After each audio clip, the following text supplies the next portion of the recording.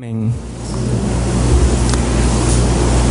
Versículo 9 entonces. Con ella bendecimos al Dios y Padre, y con ella maldecimos a los hombres que están hechos a la semejanza de Dios. Con ella, ¿con quién? Con la lengua. Eso es lo que hemos venido hablando. Con ella bendecimos y con ella maldecimos. Muy fácil, ¿verdad? Hay que reconocer que el ser humano se opone a la Biblia no tanto porque ella sea complicada o porque sea difícil de entender. Es que al contrario, la Biblia es tan clara en cuanto a nuestra condición y quién es Dios, que por eso el hombre se opone a ella. Los pasajes oscuros, difíciles son los menores, pero el mensaje central de la Biblia es claro, y pasajes como estos no necesitan mayor explicación. Con nuestra lengua bendecimos a Dios y con nuestra lengua maldecimos al prójimo. Es una vez más la obra del Espíritu Santo el que hace que nosotros nos sometamos a esa verdad que ha sido expresada en la Biblia y que nos rindamos ante ella. Y la división para esta noche es bastante sencilla. ¿Qué es lo que vemos aquí? Nuestra lengua tiene dos caras. Tiene dos caras. Y en primer lugar vamos a ver la esperanza que nos alienta, y en segundo lugar vamos a ver la contradicción que nos condena. La esperanza que nos alienta y la contradicción que nos condena. Veamos una vez más el verso 9. Con ella bendecimos al Dios y Padre. Una pequeña nota acá. Esta expresión Dios y Padre es mejor que la entendamos como el Señor y Padre. Santiago, cada vez que se refiere al Señor Jesús, lo hace como Señor precisamente. Él inicia su carta diciendo: Santiago, siervo de Dios y del Señor Jesucristo. Y cuando se refiere a Dios, Él lo va a hacer con el título del Padre. Más adelante Él va a decir: del Padre recibimos toda buena dádiva. Entonces la expresión acá es mejor si la entendemos como el Señor y Padre. O sea, con nuestra lengua lo bendecimos. Pero ¿a qué esperanza me estoy refiriendo yo? ¿Cuál es? Yo no la veo. Sí, hermanos, hay esperanza en este verso 9. ¿Por qué?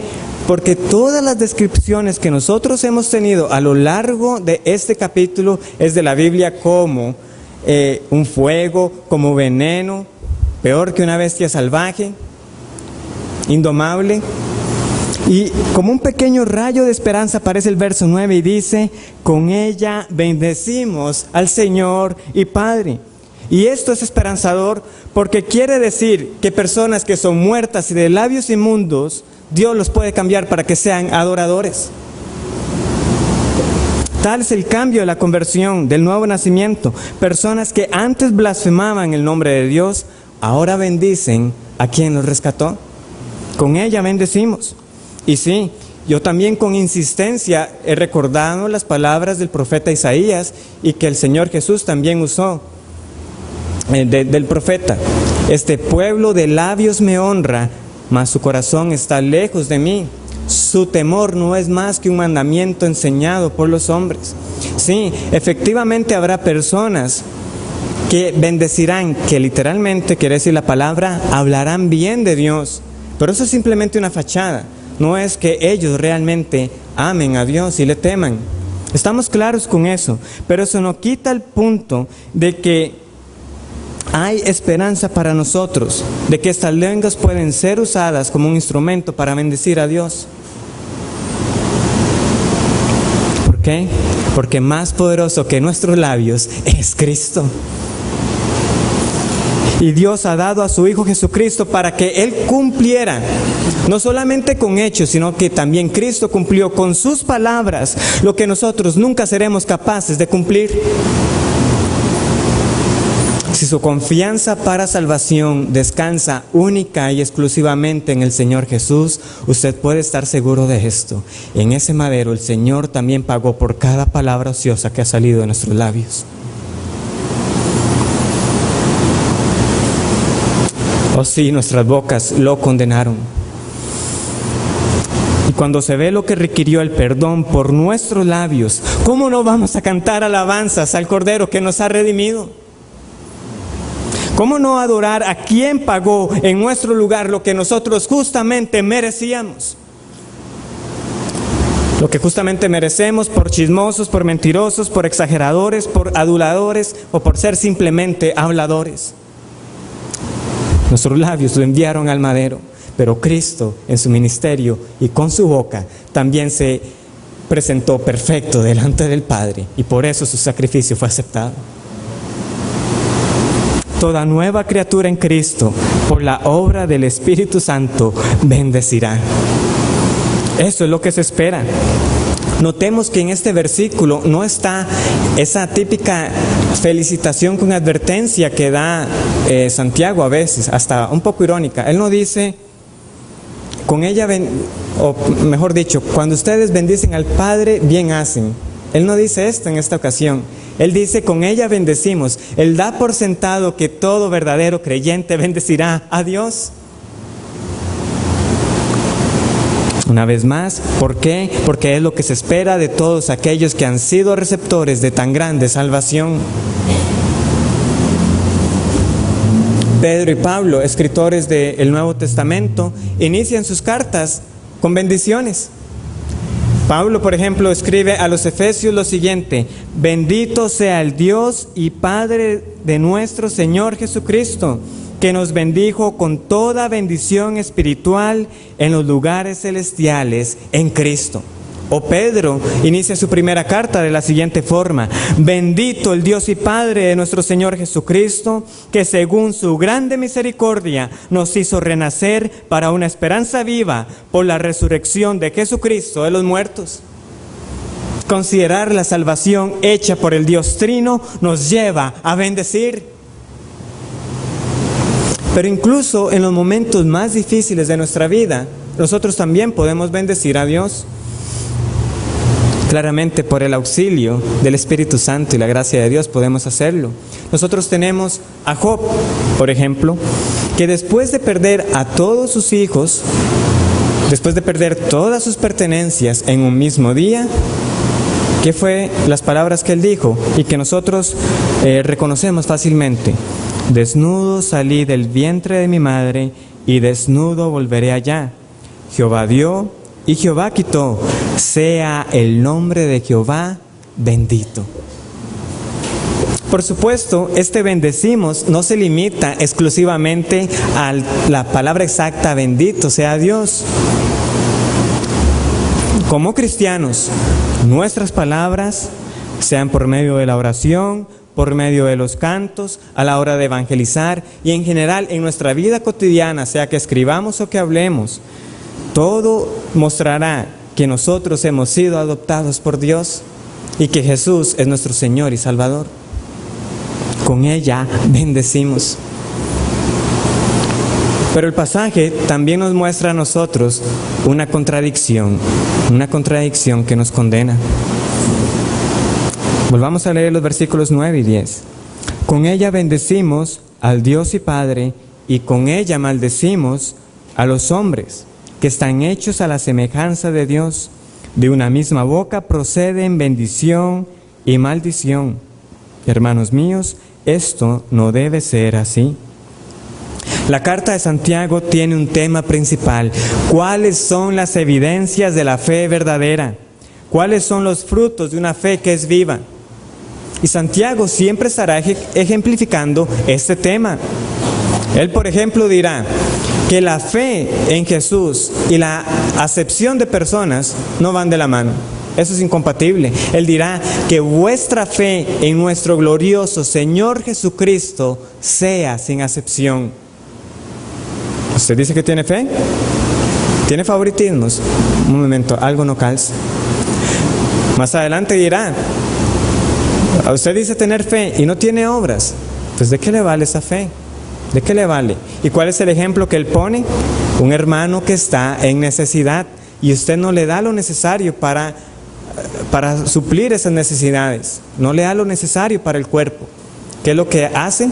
Con su lengua le dice: calentados y saciados, que Dios lo acompañe. Yo no voy a hacer nada por usted. Pero usted dice que tiene fe. Un momento, ese trato hacia el prójimo no está calzando. Fe y favoritismo, eso no calza. Fe y decir que se tiene fe y no tener compasión, eso tampoco calza. como tampoco calza lo que Él nos está mostrando acá. Como creyentes bendecimos a Dios, ¿y qué hacemos con el prójimo? Lo maldecimos. Lo maldecimos. ¿Está buscando usted evidencias de su fe? Examine su trato y sus palabras con los demás. Porque nuestra relación y trato con el prójimo revelará si su fe es genuina y cuál es el estado de su relación con Dios. Yo debo evaluarme, debes evaluarte, porque la relación y el trato que tengamos con el prójimo dirá cómo estamos nosotros con Dios. ¡Cuánta contradicción! Hermanos, nosotros podemos identificarnos con esto que está siendo aquí descrito. O sea, es domingo por la mañana. Uno se alista para venir al culto, quizás entre carreras porque no se alistó apropiadamente el día anterior, y viene en su mente pensando en todo lo que no hizo o tiene pendiente que hacer, o en el día anterior, en la discusión que tuvo con su hijo, con su esposa, con algún compañero de trabajo. Y en eso está su mente. Pero entra usted por la puerta en el templo y es como que algo pasa. Hermano, ¿cómo está? Bien, gracias a Dios, el Señor lo bendiga. Ay, qué excelente, me alegro. Estaré orando por eso. ¿Qué pasó? Como de un momento a otro es otra persona. Sigue avanzando el culto, está el tiempo de oración. Quizás se acuerda de, ay, no compré tal cosa para el almuerzo. No, estoy en el culto. En eso estoy. Y está orando supuestamente. Y llega el tiempo de los cantos. Y está cantando que digno es el Cordero. Está cantando que a Dios sea la gloria. Está cantando que cuán grande fue la obra del Espíritu Santo. Y que Él es el fiel consolador. Sigue avanzando el culto, llega el tiempo del sermón. Él puede afirmar las verdades y hasta un amén se le escapa. Termina el culto y una vez más se saluda de hermano con los demás. Hasta puede hacer plan con alguno para ir y compartir la tarde en la casa. Pero llega el final de ese domingo y hay una discusión en el hogar. Tonto, imbécil, tarado.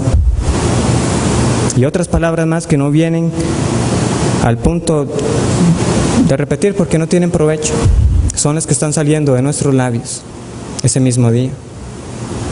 Y llega el lunes, insulta a aquel que usted dice que no sabe conducir, insulta, o en su mente está insultando a ese que se le coló en la fila que usted lleva rato de estar haciendo.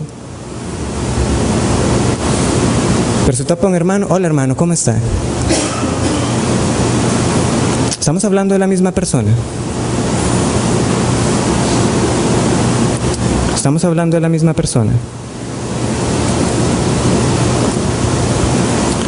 Yo me temo que no soy el único que se identifica con esto. Con ella, con nuestra lengua, maldecimos, condenamos a los hombres que están hechos a la semejanza de Dios. El punto es bien claro. No hay diferencia. Podemos ser lo más cuidadoso que queramos en cuanto a nuestras expresiones con Dios, que lejos esté de nosotros que de nuestros labios salga algo que no corresponda con la verdad de la Biblia respecto a Dios, y nos cuidamos de siempre expresarnos bien. Que no digamos algo que pueda ser una ofensa al nombre de Dios, pero al ofender a los demás, nosotros estamos ofendiendo a Dios, porque no hay diferencia, porque todos hemos sido hechos a la semejanza de Dios, y al maldecir al prójimo estamos maldiciendo a Dios. Todos los hombres y mujeres que han existido han sido hechos a la imagen y semejanza de Dios. Y esta es una clara referencia a Génesis 1:26. Y dijo Dios, hagamos al hombre a nuestra imagen y semejanza. Toda persona, sea creyente o no, tiene la imagen de Dios. Y eso es lo que nos diferencia a nosotros de los animales. Y por mucho que podamos entender las campañas contra el maltrato animal, en última instancia nosotros jamás podremos equiparar la vida de un animal con la vida de una persona, porque el hombre es portador de la imagen de Dios. Ciertamente esa imagen y semejanza fue corrompida y fue contaminada por el pecado después de la caída, pero cada persona, sea creyente o no, la retiene, de forma imperfecta, pero la retiene. ¿Qué quiere decir eso? Que nosotros tenemos atributos que Dios nos quiso comunicar. Tenemos razón, tenemos inteligencia, tenemos emociones, tenemos una voluntad, una naturaleza moral y también tenemos el uso de la palabra, porque Dios es un Dios de palabras, que es lo que relata el Génesis desde el inicio. Y dijo Dios, sea la luz, y fue la luz. Y ese don de la palabra, ese don de comunicación que nos fue dado por Dios, esa facultad que debería ser para alabarlo a Él y para la edificación y el bien de nuestros prójimos, lo usamos para menospreciar, para humillar, para ofender, para mentir y para sacar provecho a costa de los demás. Sí, Pedro y Pablo inician sus cartas con bendito sea Dios. Pero fue Pedro que le dijo al Señor: tú eres el Cristo, el Hijo del Dios viviente. Yo no te dejaré y yo no te negaré. Hasta morir estoy dispuesto contigo. ¿Y qué pasó con Pedro? Lo negó. Vamos un momento a Mateo 26 para ver cómo fue que negó Pedro al Señor Jesucristo. Mateo capítulo 26, versículo 72.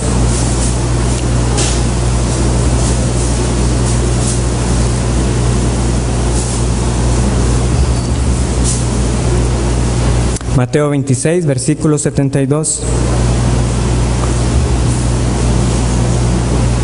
Pero él, esto es Pedro, negó otra vez con juramento: no conozco al hombre, es decir, a Jesús. Un poco después, acercándose los que por allí estaban, dijeron a Pedro: verdaderamente también tú eres de ellos, porque aún tu manera de hablar te descubre. Entonces, ¿qué empezó a hacer Pedro? Él comenzó a maldecir y a jurar: no conozco al hombre. Y enseguida cantó el gallo. Pablo también, el que inicia Efesios diciendo bendito sea Dios, él estuvo frente al sumo sacerdote Ananías. Y este sacerdote mandó a que golpearan en la boca a Pablo. Y cuando él vio que eso fue dicho, insultó al sumo sacerdote con las siguientes palabras: Dios te golpeará a ti, pared blanqueada. Y eso fue un insulto fuerte. Básicamente le estaba diciendo hipócrita al sumo sacerdote. Ahora, Pablo va a decir: yo no sabía que era el sumo sacerdote. Pero eso no quita, hermanos, de que ese insulto no debe estar en las palabras de un siervo de Dios del todo, aunque él lo reconociera. Si esto le pasó a instrumentos como ellos, ¿cuánto más a nosotros? En mayor o menor grado, todos los creyentes somos culpables de la hipocresía con nuestros labios. Todos somos culpables de hipocresía. Ahora bien, así como el bendecir no se limita a la expresión bendito sea Dios, es claro que este maldecir tampoco se está limitando al decirle a alguien te maldigo, maldito seas. En este maldecir entra toda categoría de palabras que en el fondo lo que están diciendo es lo siguiente: Dios, tú te equivocaste con esa persona.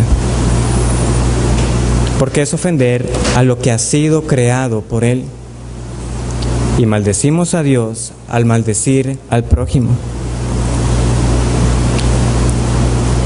Si hay un momento en el cual nosotros somos más propensos a ofender, es cuando nosotros estamos enojados. Es cuando más fácil de nosotros van a salir frases despectivas. Esto fue lo que Cristo tuvo que decir cuando nosotros ofendemos estando enojados. Pero yo os digo que cualquiera que se enoje contra su hermano será culpable de juicio. Y cualquiera que diga necio a su hermano será culpable ante el concilio. Y cualquiera que le diga fatuo quedará expuesto al infierno de fuego. En otras traducciones leeremos la palabra raka, término hebreo para estúpido o idiota. Tratar de tonto a alguien, es que le cuesta a usted, no tiene sentido común. Eso nos expone a las puertas del infierno. Y Cristo no está excusando el pecado aquí. Él no va a tomar como válido que uno le diga: Señor, es que yo perdí los estribos en ese momento, es que no era yo, Bueno, realmente no es que piense eso de usted, fue que lo dije sin pensarlo. Yo no pienso eso de usted. Es que fue por el calor del momento. Cristo va a decir, ningún calor del momento. Y no estoy aquí haciendo un juego de palabras. No fue por el calor del momento. El calor del infierno es lo que usted merece. Y es lo que yo merezco cada vez que ofendemos. Y si usted como yo está pensando, por decirle tonto a alguien, no es como exagerado. Eso solo demuestra algo. Cuánto hemos perdido nosotros el sentido de quién es Dios y de cuán grave es el pecado. Sencillamente es eso, porque ninguno de nosotros tomaría o está tomando en serio de que una ofensa ante un prójimo nos condena a nosotros al infierno para siempre. Y es lo que Cristo ha dicho. Por algo la negación que usa Santiago es fuerte. Él dice, hermanos míos, esto no debe ser así. Y es una negación en el griego sumamente fuerte. Él está diciendo, no puede haber en el creyente espacio para un hablar ambiguo.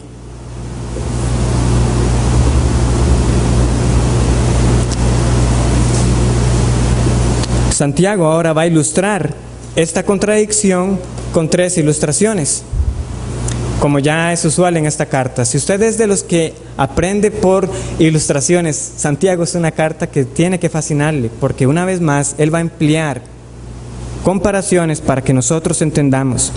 Ahora voy a ser breve con ellas porque las 3 tienen el mismo propósito y se explican solas. Santiago no me facilita mucho el trabajo en ese sentido.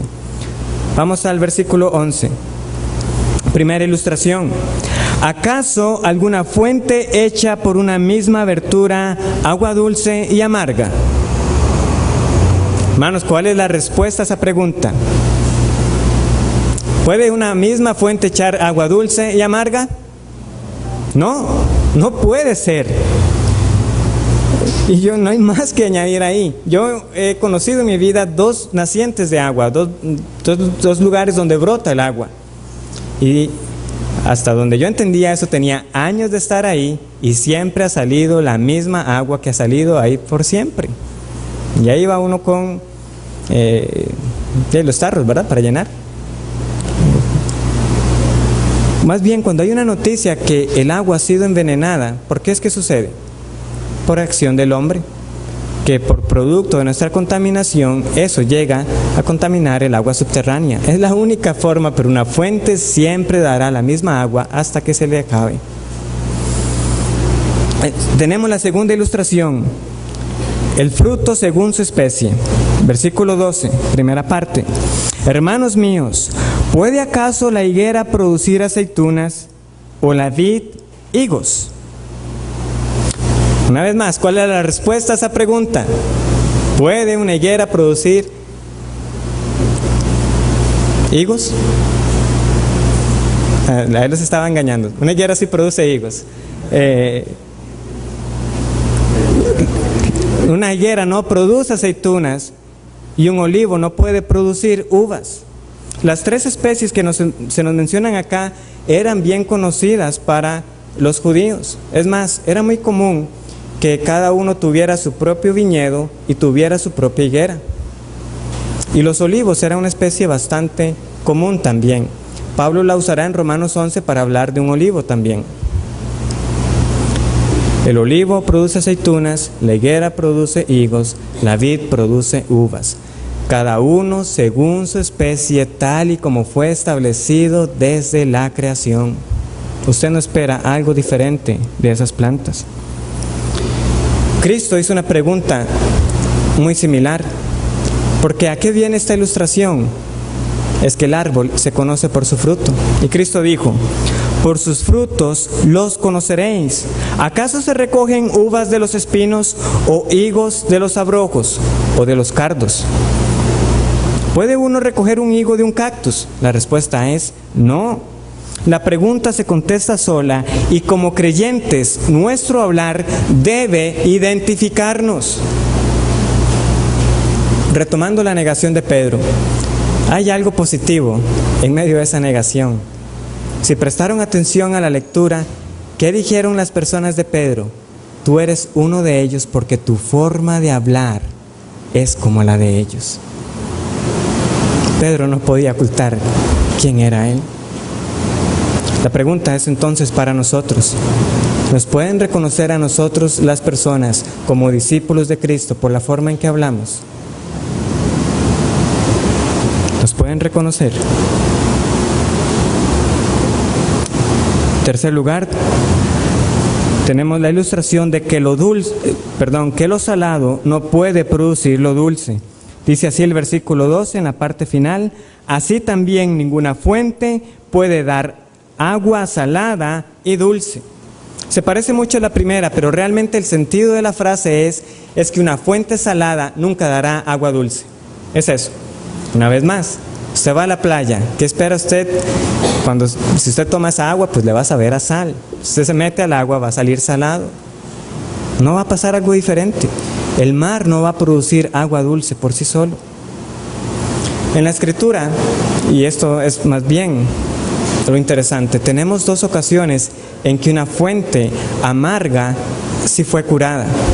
Tenemos a Moisés, que está huyendo con el pueblo y hay sed, y encuentran un lugar con agua, pero donde las beben, dicen, estas aguas son amargas. Por eso el lugar se llama Mara, que significa amargo.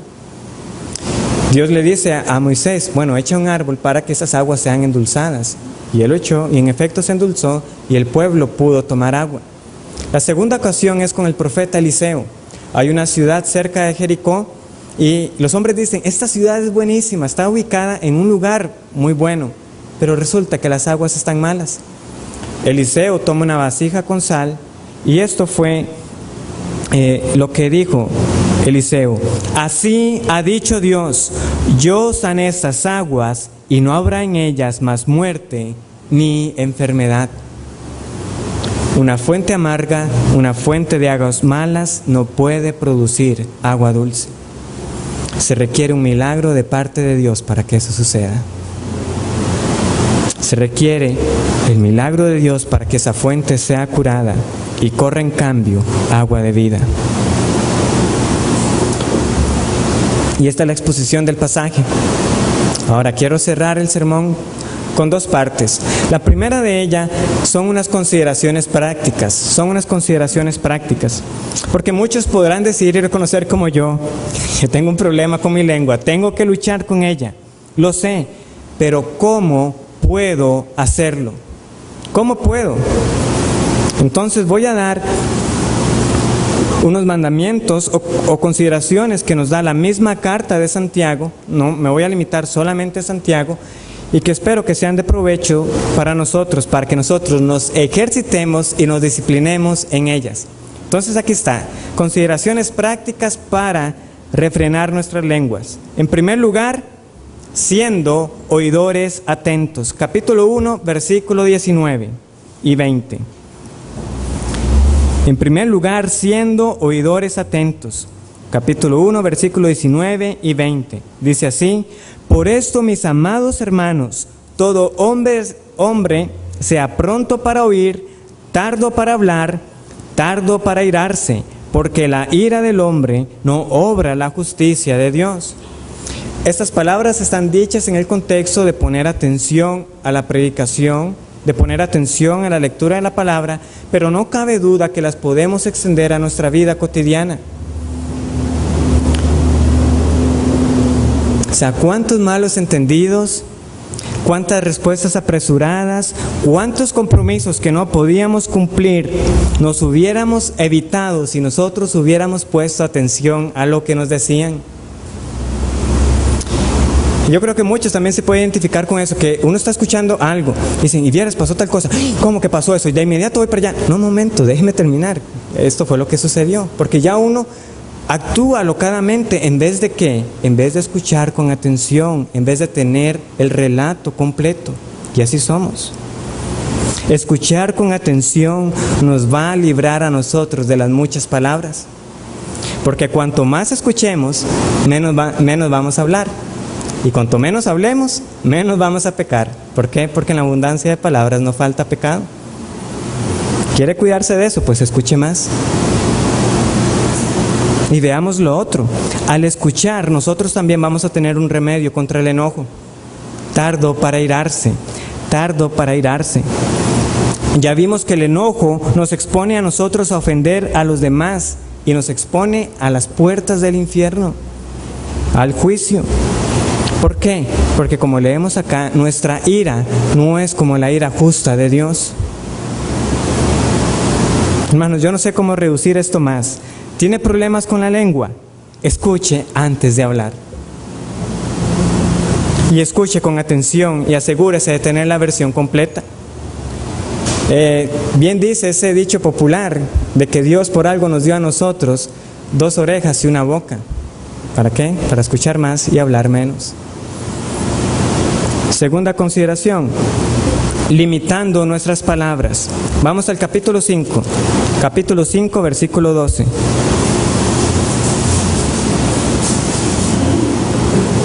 Dice así: pero sobre todo, hermanos míos, no juréis, ni por el cielo, ni por la tierra, ni por ningún otro juramento, sino que vuestro sí sea sí y vuestro no sea no, para que no caigáis en condenación, limitando nuestras palabras. Capítulo 5, versículo 12. Y esa es particularmente una de mis luchas más fuertes. Me preguntan algo y ya empiezo con un cuento, con todo un relato. Y, o sea, a mí lo que me han preguntado era algo de sí o no. Pero a Ronnie le gusta hablar. ¿Y qué nos lleva a esto? Compromisos que a veces adquirimos a la ligera. Hermano, ¿puede ayudarme con aquello? Sí, yo lo hago. Pasaron las semanas y nada. Hoy antes de empezar el culto me caí en cuenta de que no llevé un recado a mami que tenía que llevar el domingo pasado de parte de alguien. Y yo dije que lo iba a llevar. Así somos, hermanos. ¿Y por qué es que a veces nosotros tenemos que decir más que sí y a veces decir más que no? Precisamente por haber incumplido tantas veces nuestras palabras. Y tenemos que ver cómo justificamos para que nos crean que esta vez sí y para que nos crean que esta vez no. Por algo están los juramentos. Y tenemos que recurrir a algo para que esta vez la persona que nos está escuchando tenga la certeza que vamos a cumplir.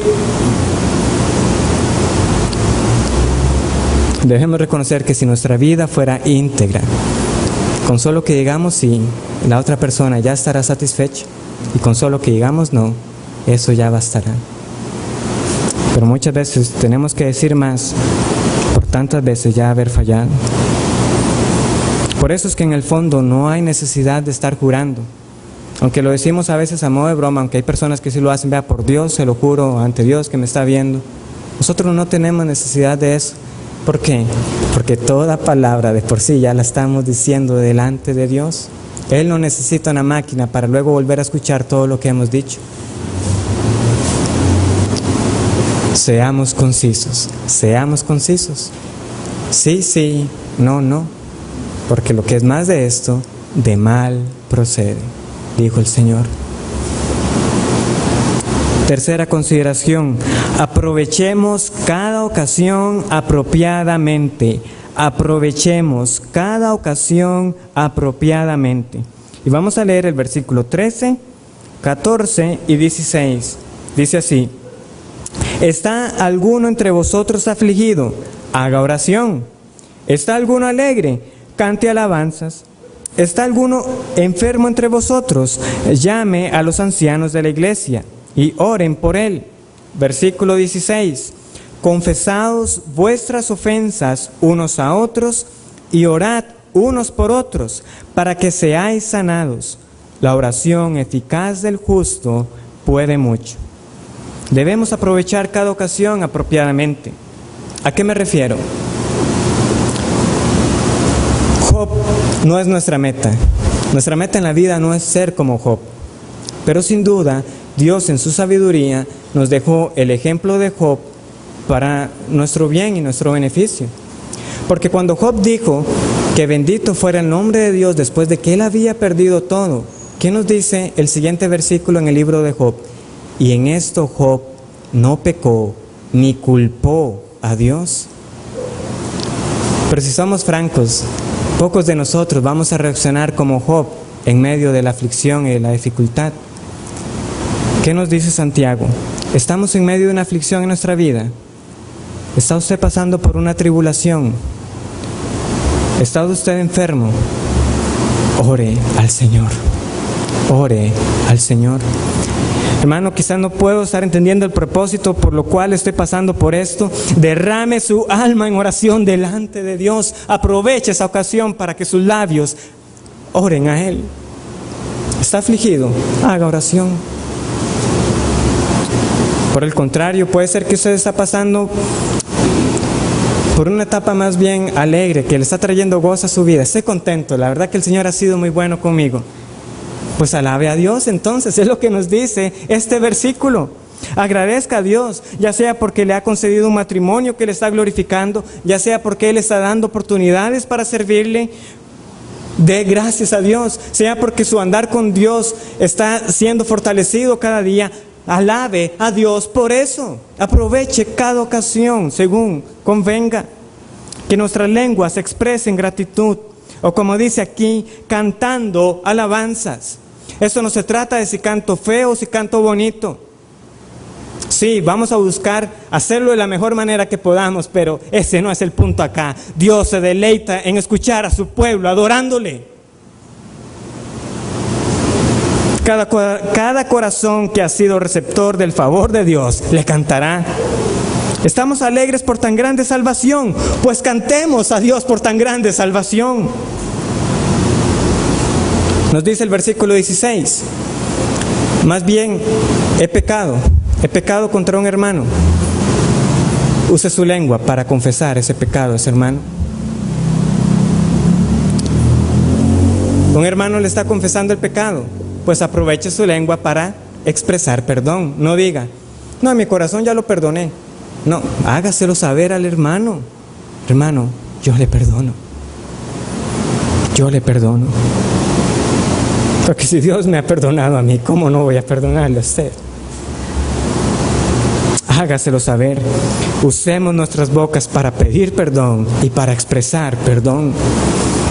Aprovechemos cada circunstancia para que nuestros dolores y alegrías Dios los conozca y para que nuestras bocas sean para el perdón mutuo entre hermanos en la iglesia.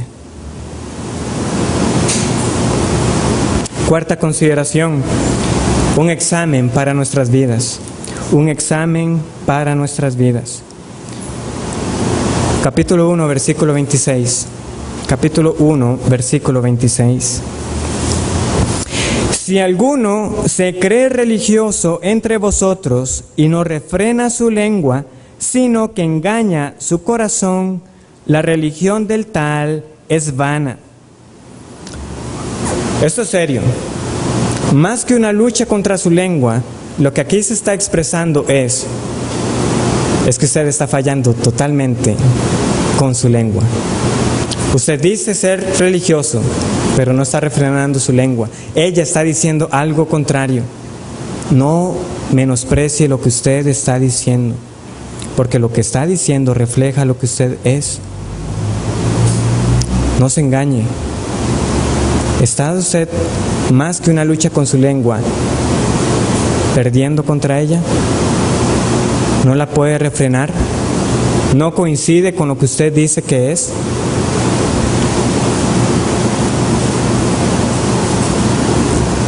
Se cree religioso, pero su lengua está diciendo lo contrario. No se engañe, su religión puede ser vana. Y Santiago es muy serio respecto a esto. ¿Dónde vemos otro examen? Capítulo 3. Capítulo 3, versículos del 13 al 15. Dice así: ¿Quién es sabio y entendido entre vosotros? Muestre por la buena conducta sus obras en sabia mansedumbre.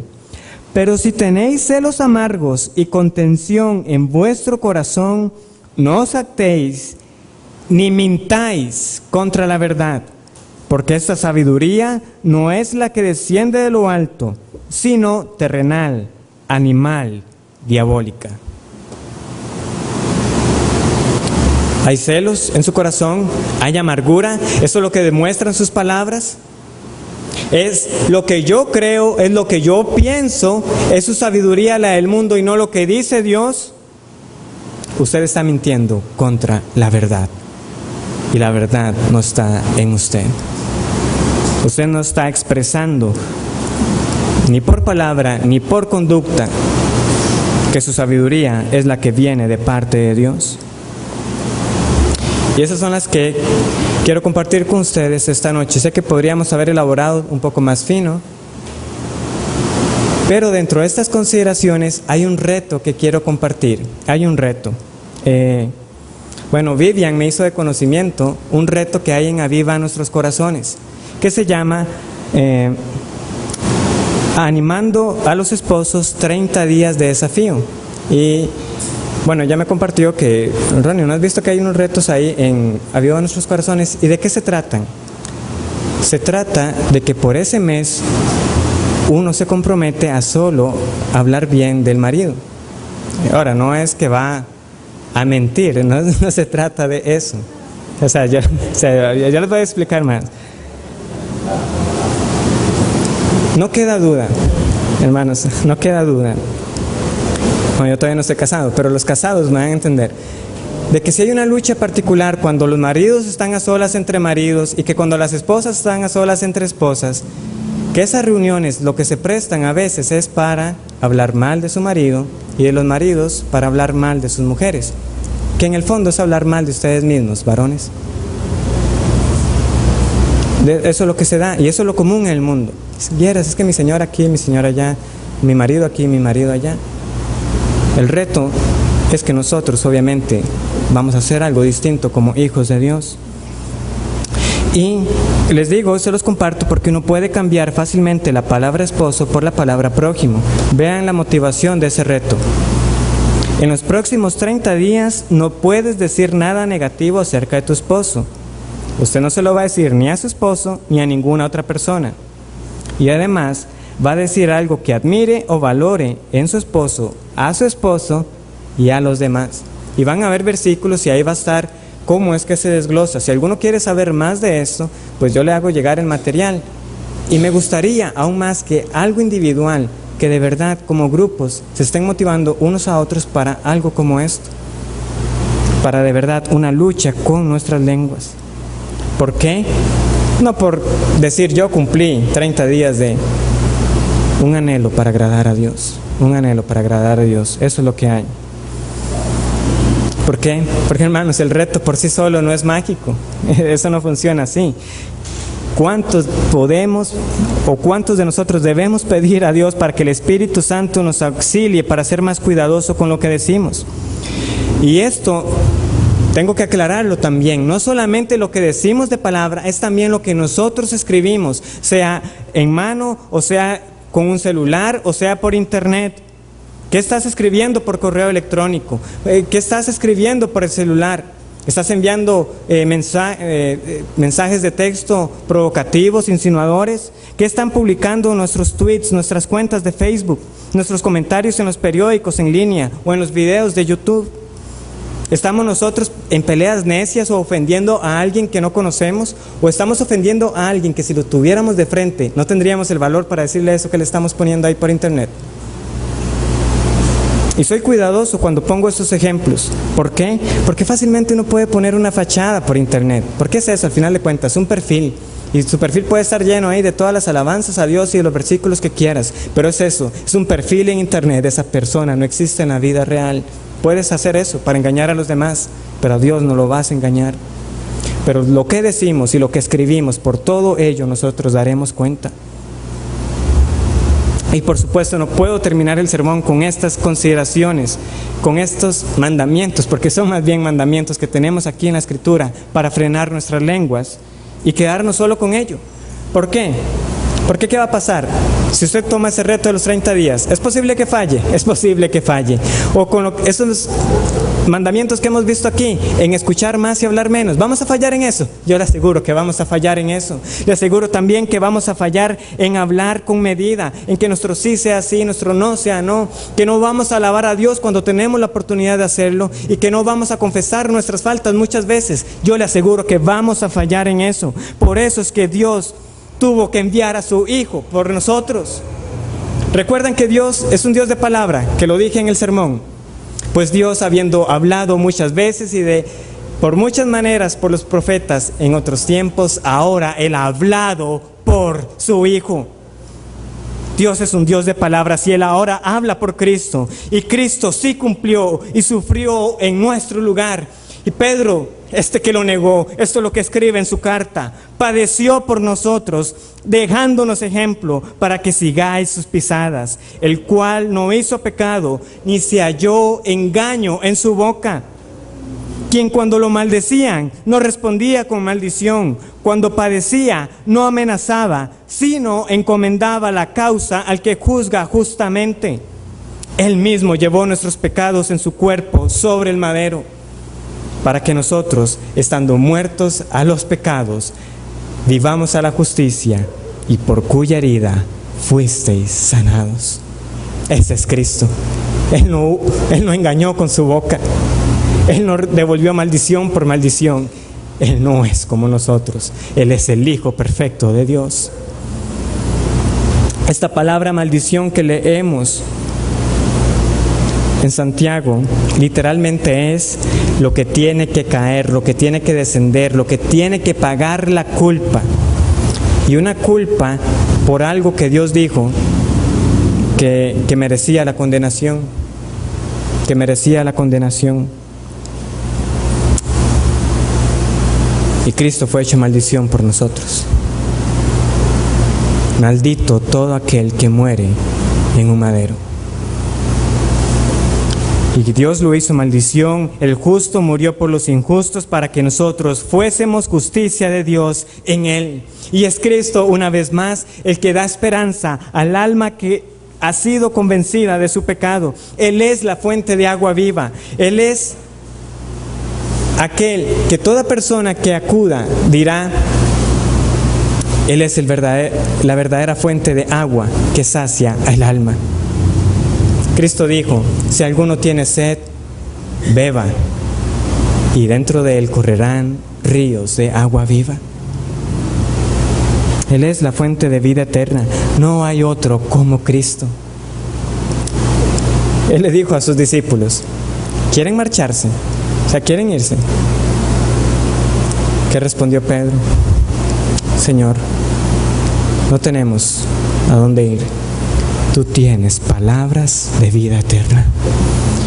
Y hemos conocido que tú eres el Cristo, el Hijo del Dios viviente. Acude a Cristo, porque Él puede cambiar una fuente amarga en una fuente de la cual brotarán ríos de agua viva. Una fuente que bendecirá a Dios y bendecirá a su prójimo también. Oremos.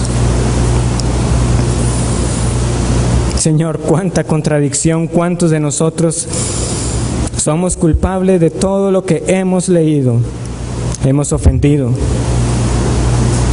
hemos insultado en un momento de ira, o simplemente por creernos superiores, por menospreciar, pero siempre tratamos de poner la mejor cara ante ti, como si tú no conocieras lo que hay en nosotros. Oh Señor, guárdanos. Y pedimos el auxilio del Espíritu Santo para disciplinarnos en este ejercicio de refrenar nuestras lenguas, de ser oidores atentos, de ser íntegros con nuestras palabras, de aprovechar cada ocasión, de orar cuando tenemos la oportunidad de hacerlo, para alabar cuando hay que hacerlo, para confesar nuestros pecados cuando hay que hacerlo. Pero fallamos y fallaremos muchas veces, Señor, y solamente podemos decir gracias por tu Hijo Cristo, porque no hubo engaño en su boca. En cambio hubo las palabras de vida eterna, la cual ofreces gratuitamente a pecadores como nosotros. Gracias te damos, y que nuestras bocas canten alabanzas a Dios, si es que nosotros hemos conocido a esta fuente de agua viva verdaderamente.